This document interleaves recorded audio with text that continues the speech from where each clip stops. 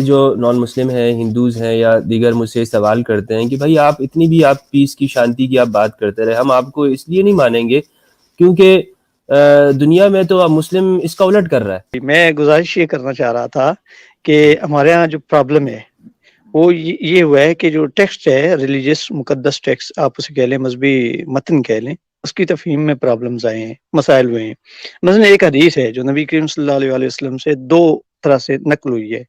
ایک جگہ پہ مسند امام احمد بن حنبل میں بسند صحیح نقل ہے، المسلمون من سلم الناس من یدیہ ولسانہ، مسلمان وہ ہے جس کے ہاتھوں اور زبان سے دوسرے انسان محفوظ ہوں۔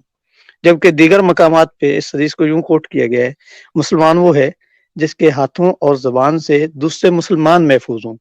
اب یہ دیکھیے یہاں دونوں میں الگ الگ اس کا آپ کہہ لیں تناظر بدل دیا گیا ہے۔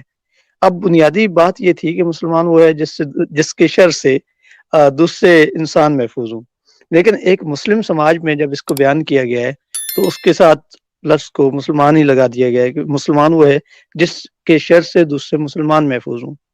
اب اس طرح غیبت کے بارے میں ہے کہ غیبت منع ہے۔ اب غیبت منع سے مراد یہ تھا کہ ایسا بیہیو، ایسا ایک ماحول کریٹ کرنا جہاں کوئی آدمی بھی کسی کی پشت پیچھے اس کی برائی کرتا پھرے، یہ نامناسب بات ہے۔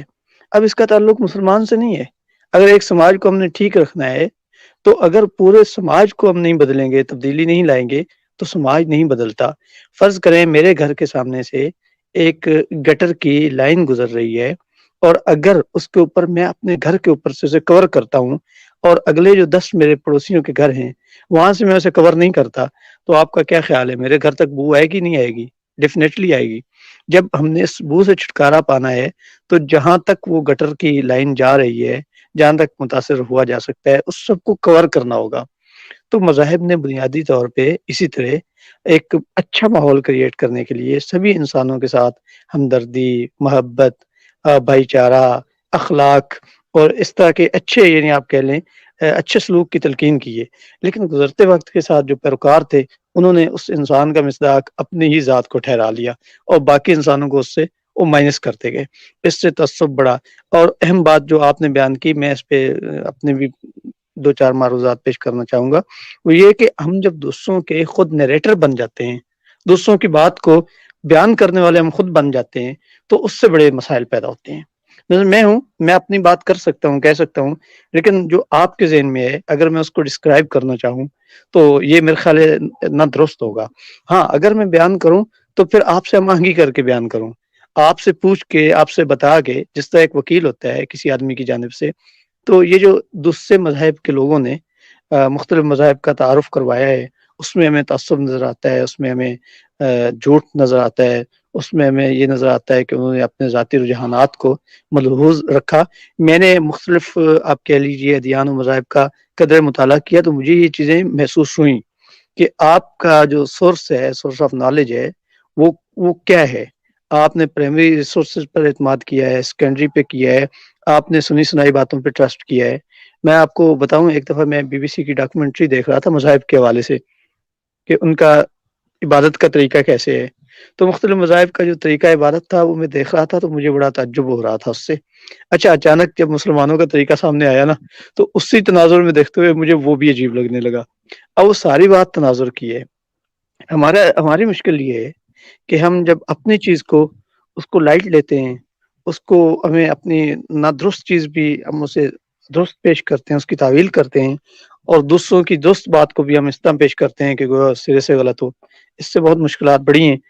اس وجہ سے آج آپ کہہ لیجئے نفرت ہے، انتہا پسندی ہے، اور وہ جو ایک صحیح میسج تھا یا مذاہب نے جو… بہت شکریہ آپ کا۔ یہ بتائیے کہ ابھی پشاور کے اندر جو ایک مندر کے حوالے سے جو مندر کو جلایا گیا اور مسمار کیا گیا، اس حوالے سے پاکستان میں رہنے والی جو ہندو کمیونٹی ہے وہ اپنے آپ کو ایک بہت خوفزدہ سمجھ رہی ہے، اور وہ ان کو اور اس پہ ایک بڑا ایک وحشت ناک عمل ہوا ہے کہ مثال کے طور پر جیسے کہ نیوزی لینڈ کے اندر اگر ایک مسلم مسجد کے اندر ہو جاتا تو ہو گیا ہے، تو پوری دنیا کے اندر ایک تشویش کی لہر دوڑ گئی اور احتجاج ہوئے۔ لیکن جی مفتی صاحب، میرا سوال آپ تک پہنچ گیا ہوگا۔ معذرت دوبارہ دہرائیے گا ذرا۔ سوال میرا یہ ہے کہ ایک بڑا حادثہ ہوا پشاور کے جی اندر مندر کے حوالے سے، اس پہ آپ کیا کہیں گے؟ ہاں، میں اس حوالے سے یہ کہنا چاہوں گا کہ یہ ایک انتہائی بہت بڑا سانحہ ہے، بہت بڑا حادثہ ہے، اس کی جتنی مذمت کی جائے اتنی کم ہے، اور ایسے واقعات پہ آپ سچ پوچھیں تو انسانیت کو شرمانا چاہیے۔ میرا یہ خیال ہے کہ کسی بھی مذہب، کسی بھی دھرم، کسی بھی فرقے، کسی بھی گروہ کے ایسے مقامات جو مقدس ہیں، جن سے ان کی ایفیلیشن ہے، انہیں نقصان پہنچانا، انہیں گرانا، ان کی بے حرمتی کرنا، یہ انسان دشمنی ہے۔ اس کی مذہب قطعاً اجازت نہیں دیتا۔ یہ انتہا پسندی ہے، یہ دہشت گردی ہے، یہ ایک آپ کہہ لیجیے اسے لعنت سے آپ تعبیر کریں، یہ ایک انتہائی منفور، انتہائی برا فعل ہے۔ اب دیکھیے قرآن مجید میں بھی ایک جگہ پہ ہے کہ اگر اللہ تعالیٰ لوگوں کو ایک دوسرے سے نہ ہٹاتا تو یہ مختلف عبادت گاہیں ان میں نام لیا گیا ہے، دیگر مذاہب کی عبادت گاہیں، ان کو لوگ گرا دیتے جن میں اللہ کا ذکر کیا جاتا ہے۔ تو میں یہ سمجھتا ہوں مندر ہو، گرجا ہو، مسجد ہو، کنیسہ ہو، جو بھی مقام ہو، جہاں بھی جس سے کسی تو آپ گروہ کے جذبات وابستہ ہوں، ہمیں اس کا احترام کرنا چاہیے۔ تو مفتی صاحب آپ کیا سمجھتے ہیں کہ اس کے پیچھے بنیادی طور پر کیا فکر آئیڈیالوجی ہو سکتی ہے کہ جو دوسرے کے مذہب کے ایک اس کو گرا دے؟ یعنی ہم نے سیریا کے اندر دیکھا، وہاں پر لوگوں نے مزارات کو منہدم کیا، بڑے بڑے صحابہ کو، حجر بن عدی کے صحابی کو، تو ان کو قبر سے نکالا اور اس صحابی کو جو ہے لوگوں کے سامنے شو کیا کہ دیکھو یہ مطلب قبر سے نکال دیا اتنے زمانے سچ کے، افسوس۔ اور ان کی بہت افسوسناک صورتحال ہوئی۔ سیدہ زینب علیہ السلام کے مزار پہ اٹیک ہوا، تو پھر مندروں کے اوپر کرنا، تو یہ بیسیکلی بنیادی طور پر یہ کون سی سوچ کون سی ہے؟ کیا مسلمان یا اسلام اس طرح سکھاتا ہے جو مسلمان اس طرح کرتے؟ ہرگز نہیں۔ میرا یہ خیال ہے کہ دنیا کا کوئی بھی مذہب، جسے موجودہ جو مذاہب ہیں، اگر ہم اس اعتبار سے بات کریں تو دنیا کا کوئی مذہب اس کی اجازت نہیں دیتا۔ یہ انتہا پسندی، دہشت گردی ہے۔ آپ سوچئے کہ اسلام سچ بولنے کی تلقین کرتا ہے، باقی مذاہب سچ بولنے کی طرف دعوت دیتے ہیں، سارے مذاہب کہتے ہیں کہ انسان کو اچھا ہونا ہے، وہ لوٹ مار کے سارے مذاہب نفی کرتے ہیں۔ سارے مذاہب جو ہمارے سامنے موجود ہیں آج، یہ ملاوٹ کی، بے ایمانی کی، فراڈ کی مذمت کرتے ہیں۔ آج آپ دیکھ لیجئے اسی معاشرے میں جہاں ہم رہتے ہیں، پاکستان، جہاں مسلمان بڑی تعداد میں آباد ہیں، آپ اس سماج کو دیکھیے، یہ کیسا سماج ہے۔ اب آپ یہ سوچ سکتے ہیں کہ جن لوگوں نے مذہبی جذبے کے تحت مندر کو جلایا ہوگا، کیا وہ ایسے ہیں کہ وہ سچے ہوں؟ کیا معاشرے میں ان کا لین دین کے معاملات کیسے ہیں؟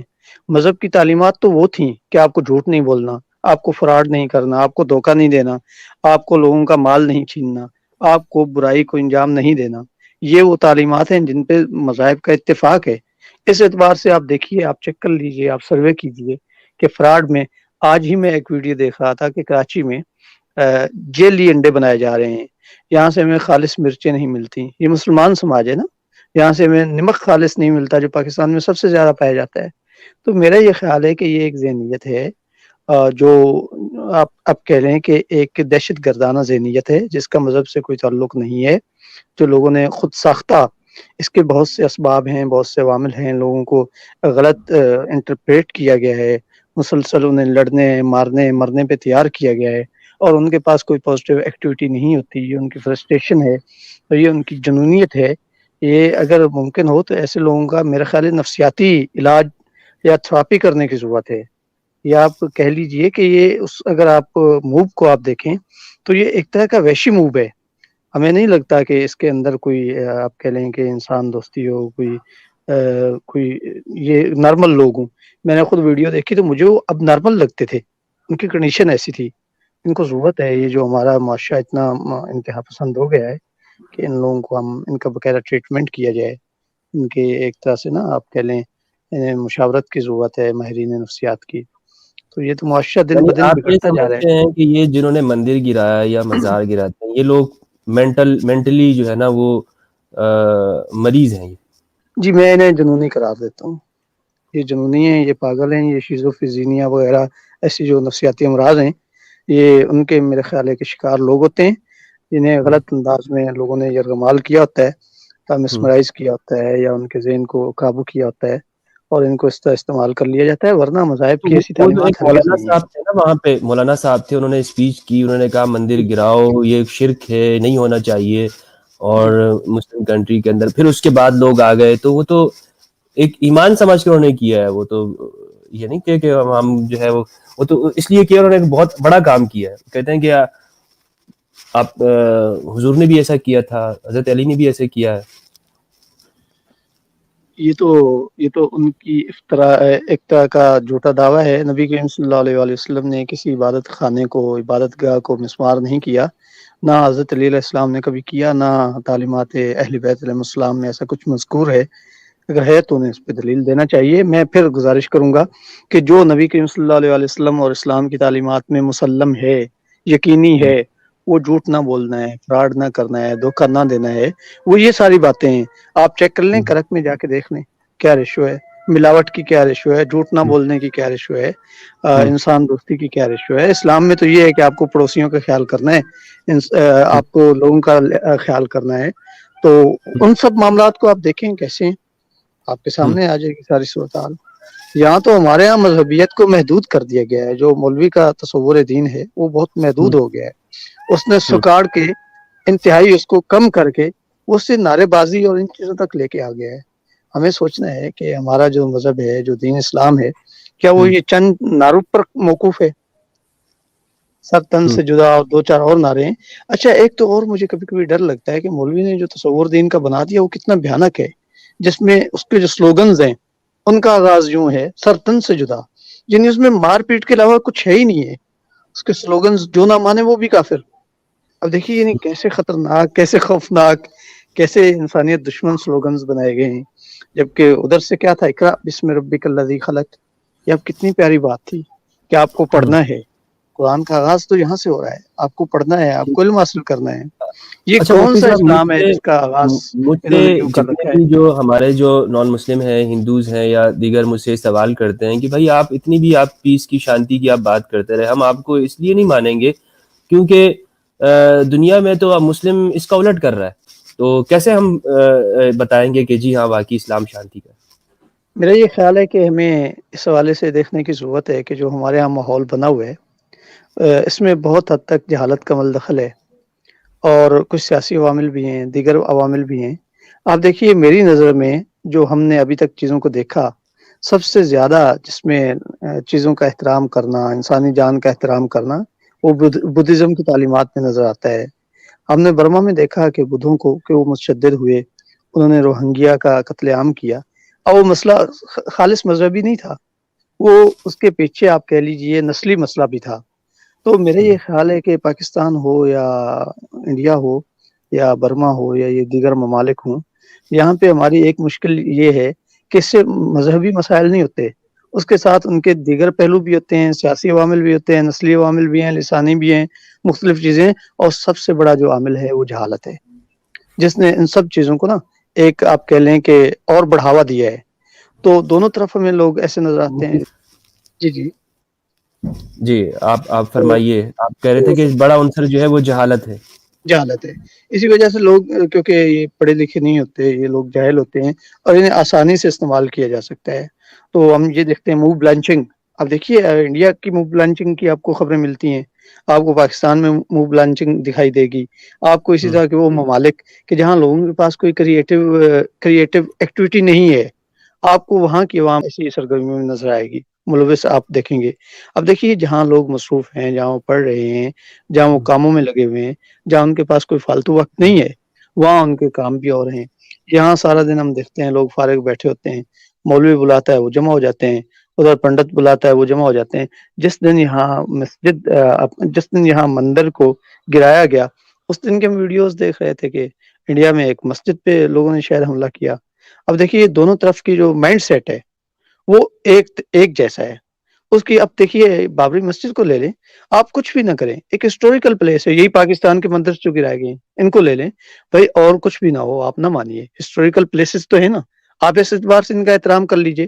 دنیا ان کو اپنا تاریخی ورثہ قرار دیتی ہے، اور ہم کیسے ممالک ہیں، ہماری عوام کیسی ہے، ان کی سوچ کیسی ہے کہ یہاں پہ میں دیکھتا ہوں گلی محلے میں یہ اٹک گیا، جو پاکستان کا ڈسٹرکٹ اٹک ہے، اس میں بہت تاریخی مندر ہیں، ویران پڑے ہیں بھئی، اور کچھ نہیں، آپ اس کا احترام نہیں کر سکتے کسی وجہ سے. تو ایک ہسٹوریکل عمارت تو ہے، सैकड़ों साल पुरानी इमारत है, आप तारीखी विरसा के तौर पे उसका एहतराम कीजिए। ऐसा नहीं है। अब इसकी बुनियाद जहालत के अलावा क्या हो सकती है, आप मुझे बताइए। मुफ्ती किसी को साहब क्या डर है कि इमारत से? जी जी बिल्कुल, आप बहुत अच्छी बात कर रहे हैं। तो इसमें ये भी आपसे मैंने एक सवाल पूछा है कि मुस्लिम के अंदर ये जो नफरत आई है, ये कहाँ से आई है? जो ये, हमें क्योंकि ये आज से तो है नहीं, ये तो बहुत लंबा सिलसिला चल रहा है। जी मेरे ये ख्याल है कि मुख्तलिफ औकात में जो मजहबी जज्बा था, इसको हुक्मरानों ने और लोगों ने अपने मफाद के लिए, अपने बेनिफिट के लिए इस्तेमाल किया। उसकी मुसलसल गलत इंटरप्रिटेशन की गई। आप देखिए, हाल ही में आपको सऊदी अरेबिया का भी पता चला होगा कि वहाँ उन्होंने कहा जी हमारी कुछ ज़रूरियात भी थी।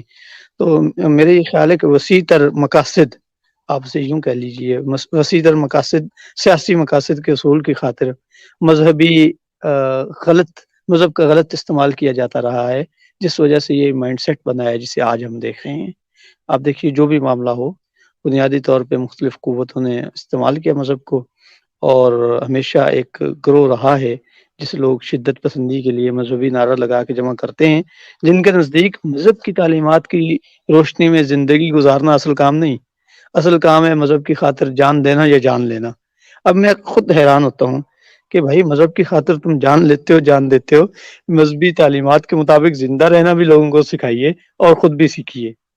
वो काम नहीं है। वो लड़ने पे तैयार हैं, दूसरे को मारने पे तैयार हैं, खुद मरने पे तैयार हैं।